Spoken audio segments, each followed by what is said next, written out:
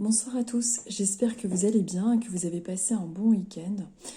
Donc, petit tirage pour la semaine à venir du lundi 7 décembre. Donc c'est parti, donc avec le tarot. Donc toujours pareil, même principe.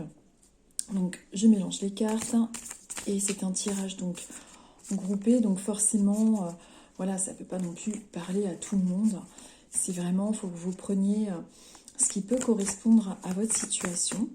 Donc voilà, je mélange les cartes et donc je vais vous dire ce qui ressort au niveau des énergies pour la semaine à venir. Hop. Hop. Allez, je coupe, je pose et je vous montre les cartes.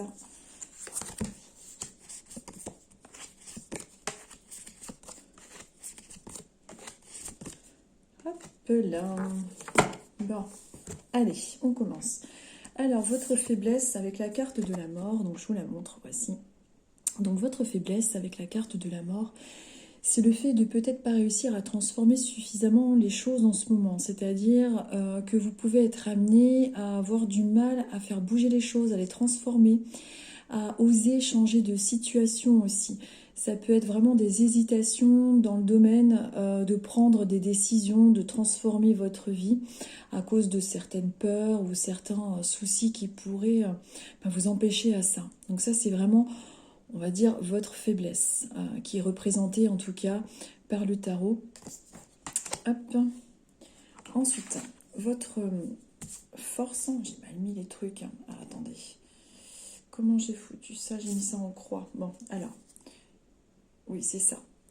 Donc votre force, là, on est avec le 7 de denier. Donc avec le 7 de denier, on voit que vous êtes une personne qui est arrivée à bien gérer au niveau de l'argent.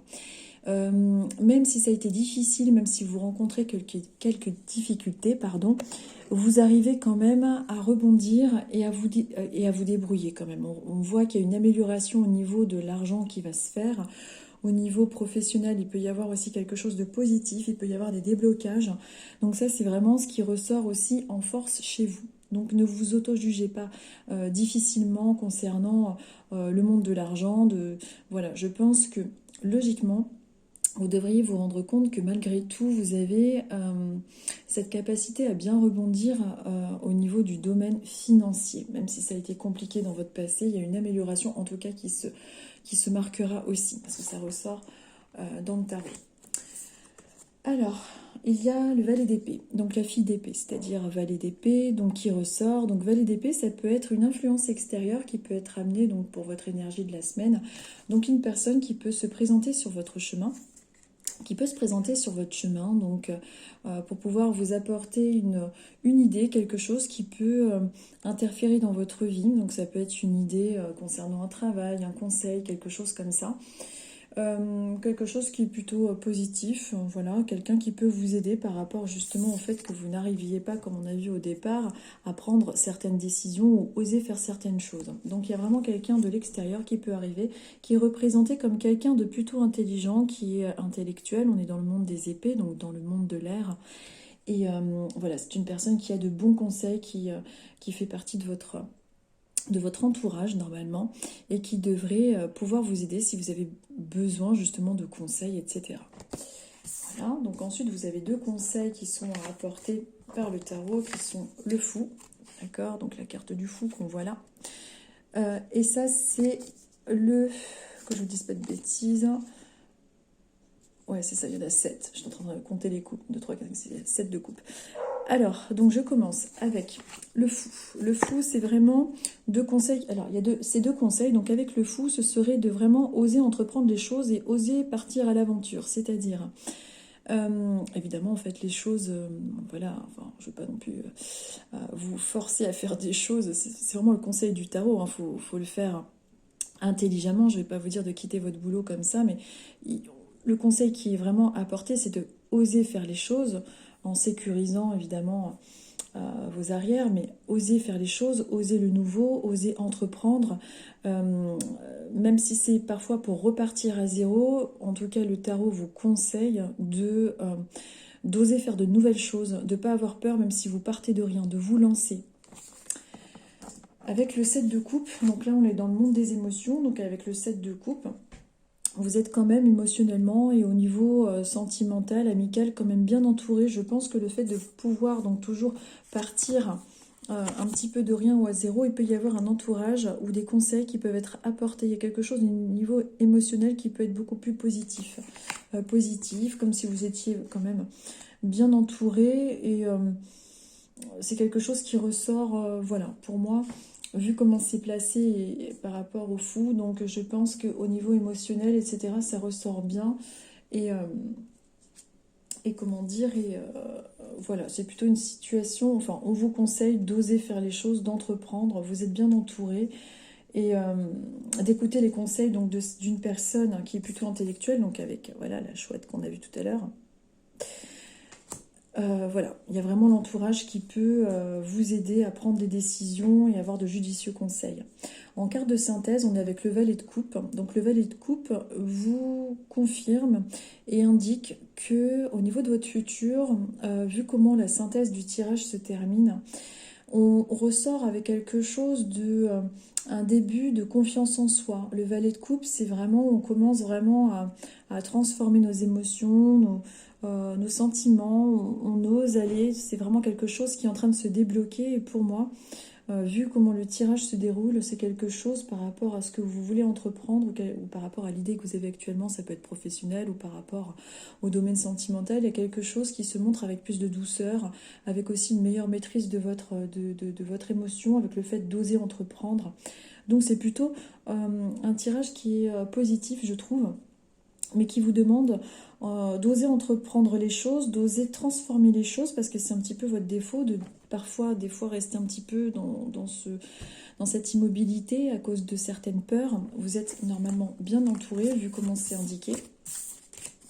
Donc c'est un tirage que je fais dans un certain laps de temps pour qu'il puisse s'adresser à une forme de synchronicité aussi, comme c'est un tirage assez général.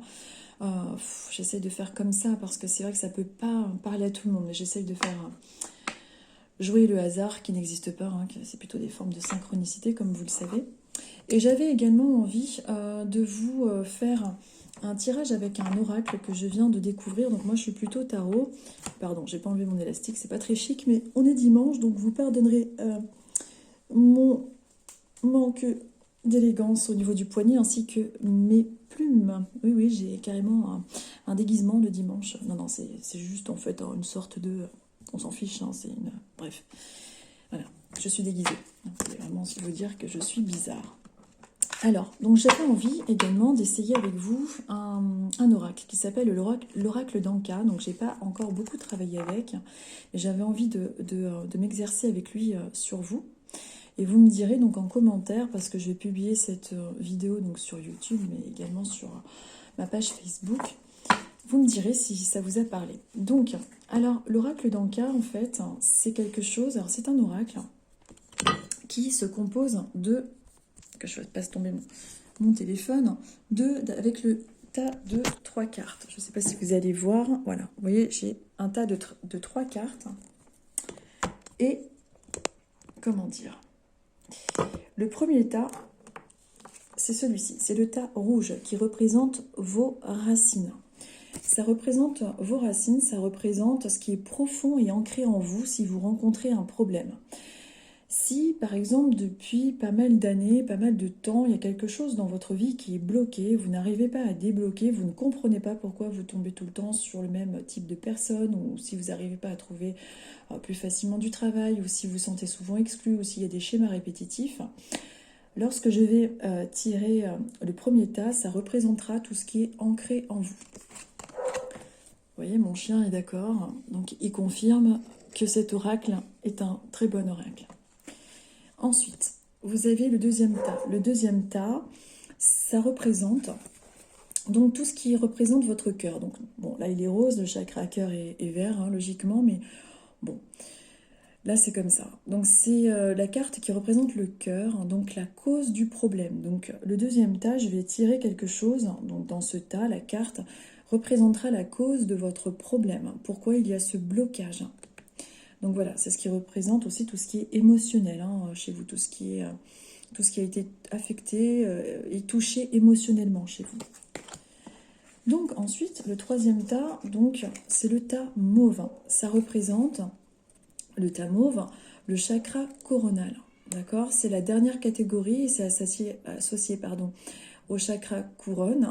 Entre le chien et les enfants, je suis désolée, hein. Mais on est dimanche. Et voilà, je vous fais cette vidéo comme ça, hein. Je ne vais pas retoucher la vidéo, faire des montages, coupages, j'ai coupures, enfin bon bref, comme vous voulez, vous m'aurez compris. Donc, la carte du chakra couronne représentera comment vous libérer de ce blocage, de ce qui est ancré en vous. Qu'est-ce qu'il faut faire pour pouvoir décristalliser ce conditionnement? Alors, parfois, vous pouvez avoir des choses en vous qui sont bloquées, qui peuvent venir de vie antérieure. On n'en a pas conscience. Ce sont des choses qui peuvent être cristallisées en vous. Et le fait comment dire, de travailler avec cet oracle, on peut réussir à débloquer certains schémas qui sont en vous qui ne sont pas forcément conscientisés. Et le fait de les conscientiser et de pouvoir traiter ce blocage qui est ancré en vous, avec le troisième tas, donc le fonctionnement, ce qui est apporté comme conseil dans le troisième tas, on pourra peut-être, de toute façon ça vous le constaterez en pratiquant ce qui est recommandé dans le troisième tas, on pourra constater si effectivement ce blocage se stoppe dans votre futur, tout simplement. Il y a parfois certains traumatismes qui ne sont pas forcément dans notre vie actuelle, mais qui relèvent d'autres vies. Voilà, c'est pour ça que des fois on a des trucs qu'on n'arrive pas forcément à comprendre. Donc le premier tas, alors je mélange juste un petit peu les cartes, il n'y en a pas beaucoup. Alors, donc je vais tirer donc dans le premier tas une carte qui correspondra, donc comme je vous disais, ce qui est profond et ancré en vous. D'accord? Donc ça s'adressera à toutes les personnes qui regarderont donc cette vidéo ce soir, la dimanche 6 décembre, dans la tranche horaire que j'aurai mis pour la publication de cette vidéo.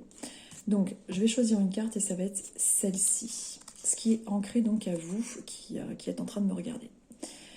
Alors, bon, maintenant on sait avec cette première carte qu'il y a quelque chose qui est chez vous, ancré et qui est en lien avec une vie antérieure. Donc évidemment, les vies antérieures, on a certaines réminiscences, mais souvent on ne se souvient pas exactement, enfin on a certains souvenirs pour certains, puis d'autres, voilà, on ne se souvient de rien. Voilà, c'est le but, hein, pour vivre pleinement notre incarnation, on ne se souvient pas, ce serait même traumatisant dans certains cas de se souvenir de tout ce qu'on a vécu dans une autre vie. Mais là, on sait que vous pouvez avoir un blocage et quelque chose qui est bloqué chez vous émotionnellement, mais qui vient d'une vie antérieure. Donc, on va regarder donc dans le deuxième tas. Qu'est-ce que ça vous cause comme problème, comme blocage? Je remélange. Je les avais déjà mélangés, mais je les remélange pour pouvoir vous montrer que je tire cet oracle en même temps que vous. Alors, on va voir d'où vient la cause de votre problème. Qu'est-ce qui affecte votre région du cœur, qu'est-ce qui vous embrume émotionnellement. Donc, on va regarder ensemble. Donc, alors, il y a chez vous une fuite des problèmes, c'est-à-dire que vous pouvez avoir peur dès que vous rencontrez un problème dans votre vie, avoir tendance à les fuir, avoir tendance à vous bloquer. Voilà, c'est vraiment la fuite des problèmes. Donc une peur d'affronter les choses, les conflits. Dès qu'il y a un conflit, bon, bah, vous allez essayer de les éviter, et peut-être même du coup vous renfermer et accepter aussi certaines situations que vous ne devriez pas. Mais il y a une fuite des problèmes chez vous. Ça doit être un schéma un petit peu fréquent qui doit se passer. Mais en tout cas, c'est ce qui ressort. Et ça viendrait d'une vie antérieure, cette fuite des problèmes. Je pense que c'est une fuite, en général, quand on a ce genre de carte-là, ça doit être le fait souvent, pour certaines personnes, du coup, oui, comme je vous disais, d'accepter les choses qu'on ne devrait pas, ou alors, au lieu de s'affirmer, fuir, tout simplement, pour pas oser dire les choses. Donc c'est vraiment tout ça qui est en lien avec la fuite aux problèmes, pour moi, dans la logique des choses. On fuit les problèmes, finalement on s'en préoccupe plus et puis on laisse les autres faire à notre place. Mais ça vient d'une vie antérieure, donc il est possible qu'on ait eu des soucis, enfin c'est même sûr, logiquement, qu'on ait eu des soucis par rapport à des problèmes qu'on aurait eu, peut-être que ça aurait été difficile, ça a créé une sorte de traumatisme. Alors comment faire pour régler les blocages que vous avez dans votre vie actuelle, du coup, et qui viendraient d'une vie antérieure et qui vous empêchent finalement de régler les problèmes, de toujours en quelque sorte les fuir ou demander de l'aide peut-être à d'autres personnes parce que vous vous sentez incapable de les gérer. Enfin, ça amène tout ça. Donc, comment faire pour débloquer ce schéma? Donc, je mélange également ce petit tas. Donc, celui-ci, il n'y a pas grand-chose non plus. Donc, je vais en même temps... Hop. Comment faire? Qu'est-ce qui est conseillé? Alors, on vous conseille, pour essayer de décristalliser,